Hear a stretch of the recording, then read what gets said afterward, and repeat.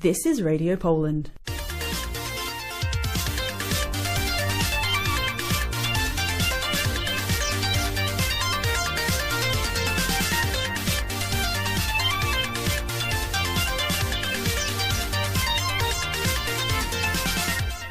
I'm Victoria Bieniek and you're listening to Warsaw Forum, where we discuss the top issues affecting Poland and the region. In the studio with me today, I have an emeritus professor from the University of Tasmania and a professor of Warsaw's Collegium Civitas, Jan Pakulski. Thank you for joining me. Good day. And on the phone, we have a colleague of his from Collegium Civitas, Rafał Pankowski, who is also from the Nigdy Więcej Nevermore publication. Thank you.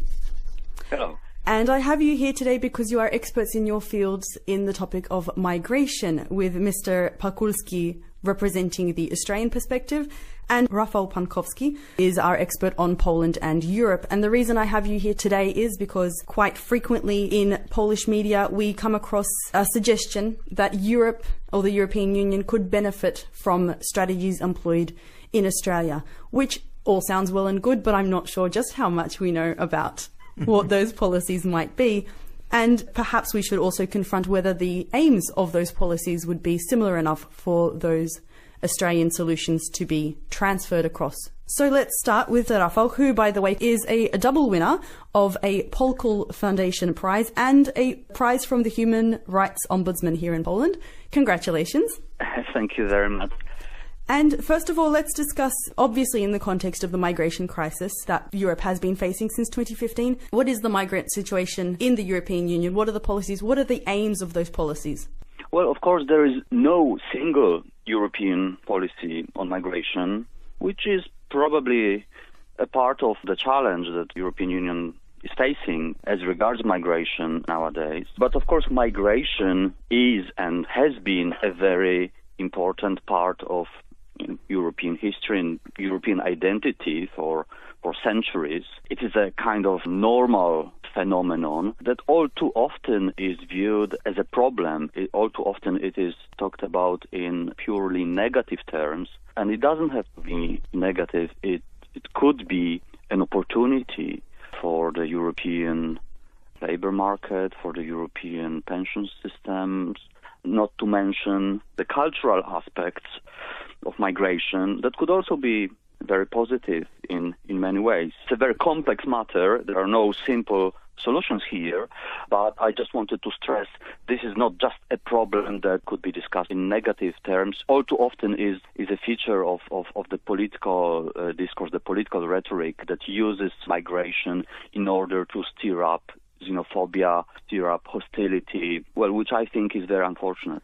Okay, certainly that applies to the government in Warsaw. Why is the government applying this sort of rhetoric, if you could elaborate on the Polish policy? I think the Polish situation is paradoxical because Poland used to be the most diverse, the most multicultural country in the whole of Europe, historically, because of migrations. Also, the Polish people historically have migrated as both political refugees and economic migrants. So ironically and maybe surprisingly, the current hegemonic discourse on migration is very, very negative. And Poland today is the least multicultural society in Europe, which again is in contradiction to many centuries of a diverse and open society in Poland. And maybe because the number of migrants in Poland is so small, it is actually easier for the political class to manipulate this issue and to instrumentalize it through the promotion of hostility and the promotion of fear and anxiety vis-à-vis migration, despite Poland needs migration because of its demographic situation, because of the labor market, because of the pensions. Poland actually needs desperately. It is in the national interest of Poland to attract people who might be willing to come and set and work in Poland. But I am afraid what is happening is the opposite. So the current mood of xenophobia and hostility works against the national interest of Poland. Now, you did mention that the European Union has no single policy on migration. Is that because the countries are largely allowed to make up their own rules, or has the European Union adopted different policies to address different migration issues? I think it is both. Of course, every European state has its own view on how to deal with migration. There has been some talk about constructing a common European migration policy, but that clearly is very difficult. But in a way, it is a common challenge and a common opportunity for Europe to deal with migration in a constructive manner. Jan, do you think that the European Union could be doing better in dealing with its migrants? Definitely, especially if the European Union politicians and leaders looked at the example of countries which manage migration well and manage the inflow of refugees well. Australia is such a country, and I always try to give an example of Australia as a success story. Australia is a migrant society, so it's easier perhaps to use the long tradition of migration. 25% of Australians are immigrants. But as Rafał said, Poland used to be one of the most multicultural countries in Europe, so why shouldn't we be able to refer to that history? Yes, history is always a very poor advisor, in the sense that people do not listen, do not take historical lessons. But in Australia, it's a very recent lesson. In case of Poland, we are talking about the Jagiellonian tradition of society, Commonwealth of many nations. In case of Australia, we are talking about the recent history within a single generation, so it's remembered much better. The Australian government managed to convince its population that Australia needs migrants, that slogan, popular slogan, was populate or perish in the 1950s and 60s. And as a result, Australia embraced mass immigration. But what is extremely important to stress is that Australia has backed this program from 1970s, but a very effective integrative program of integrating immigrants, integrating them economically, politically, socially, and culturally. The cultural integration is probably the least expected. We know in Australia that it takes a while, usually one generation, for immigrants to adopt the lifestyles and customs of the host society.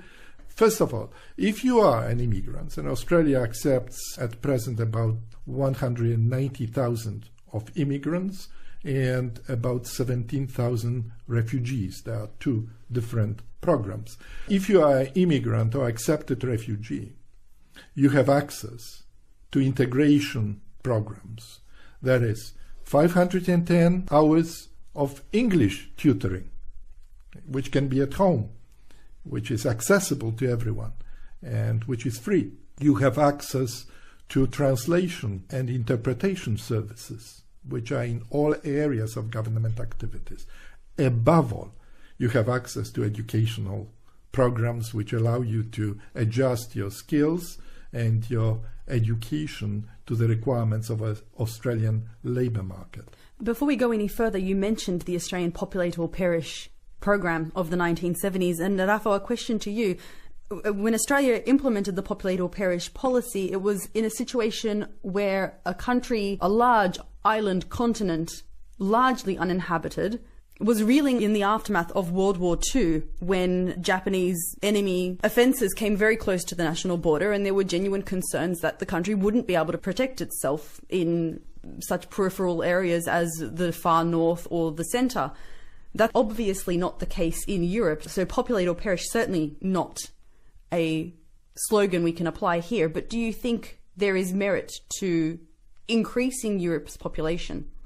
Well, actually, Europe's population in many places is actually declining. So migration as a kind of natural process could be seen as a way of making up and dealing with the decreasing population, which is another process that has potentially very, very serious repercussions for the future of Europe. So I totally agree with Professor Pakulski, who said that a managed approach to migration may actually contribute to economic success, to cultural success, and it could have many positive sides to it, but I am afraid that the awareness of all that is often missing. Certainly in Poland, I am afraid that the awareness of the positive aspects of immigration is missing, and it's not considered an opportunity for the country. It is considered as a risk, as a threat. There are risks, but they need to be managed. You're suggesting that the immigrant population could be put to work to boost the labour force, to supply basically people to finance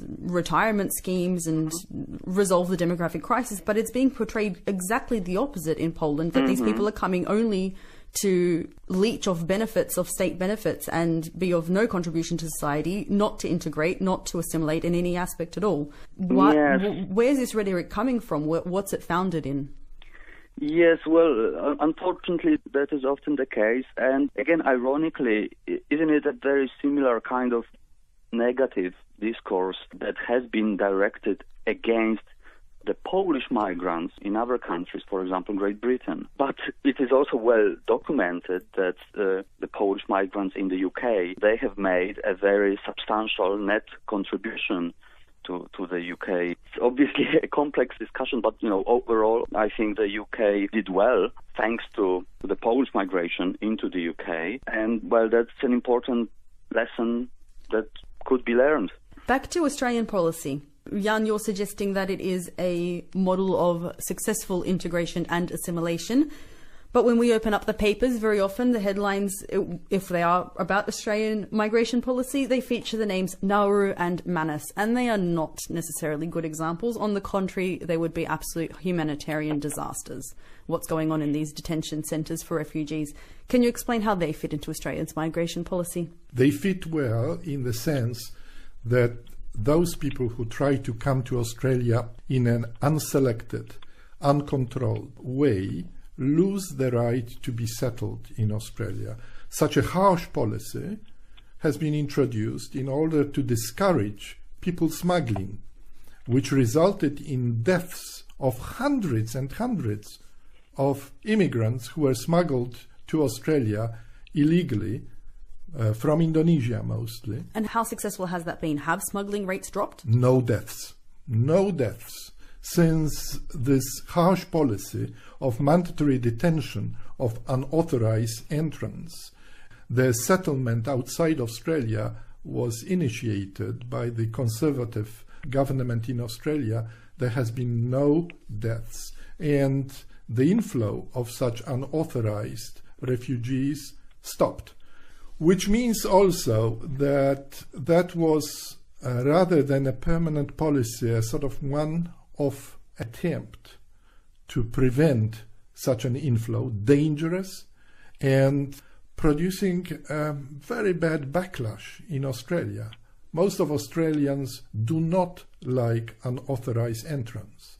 There is a massive approval for immigrants, and there is a lot of sympathy and approval for bringing refugees.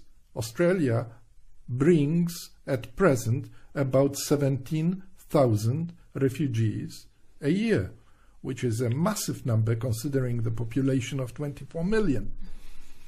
That it's an important consideration to keep the public and the Australian governing class on the right side. And they approve controlled, organized and selective migration, whereby the inflow of immigrants and refugees is facilitated by the integration program. That can be maintained only if you have such a controlled inflow. Okay, so there are no more deaths of the so-called boat people. Undeniably, that's got to be a success. But just to give us a scale, what were the numbers of deaths at sea prior to this policy, prior to opening Nauru and Manus? And you also mentioned 17,000 refugees being accepted in Australia. Out of how many who want to go there? We don't know the number of people who apply for Australian settlement. It must be much larger than the 17,000. But immigrants and refugees are selected. Immigrants are selected according to the criteria of skills, education, knowledge, preparedness, and readiness for integration, while refugees are settled according to international agreements from camps and only those who have a refugee status confirmed by the United Nations. And these people, of course, are selected. How many people died at sea before Nauru and Manus were opened? 500 a year. That was a massive, massive loss, tragic, unfortunate, and it turned public opinion against the free entry to Australia, which was reintroduced by the Labour government and then abandoned by both major parties in Australia, by the Coalition and Labour, because of the enormous cost of it. Cost in human life and cost in a backlash among the Australian people. Now, by comparison, Rafał, a question to you. In Europe, since the 2015 crisis started, we've had about 2 million people arrive in the European Union. My question is, how many people died on the way and continue to die at sea? And how many of those would be in Australia qualified as the unauthorized refugees? So the ones who are effectively coming here without refugee status as illegals? Well, there is no confirmed statistics, of course, by nature of the issue.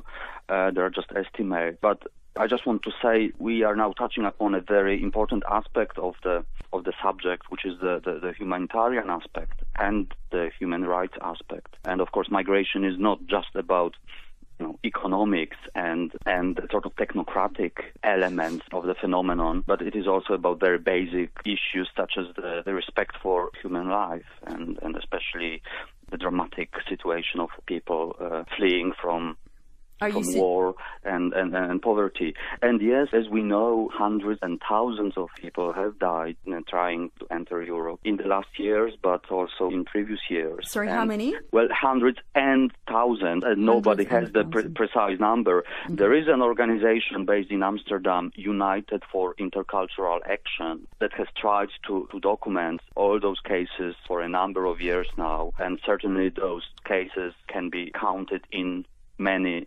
thousands in the last 2 decades.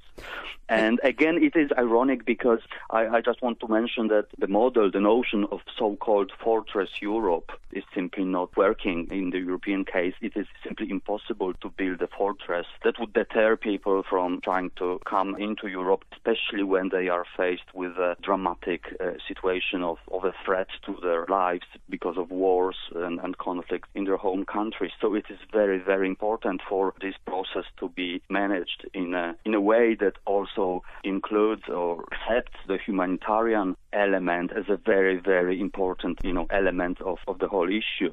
And I just want to mention one more thing. We remember the Berlin Wall as the sort of symbolic example of how inhumane the closure of borders could be and has been in European history.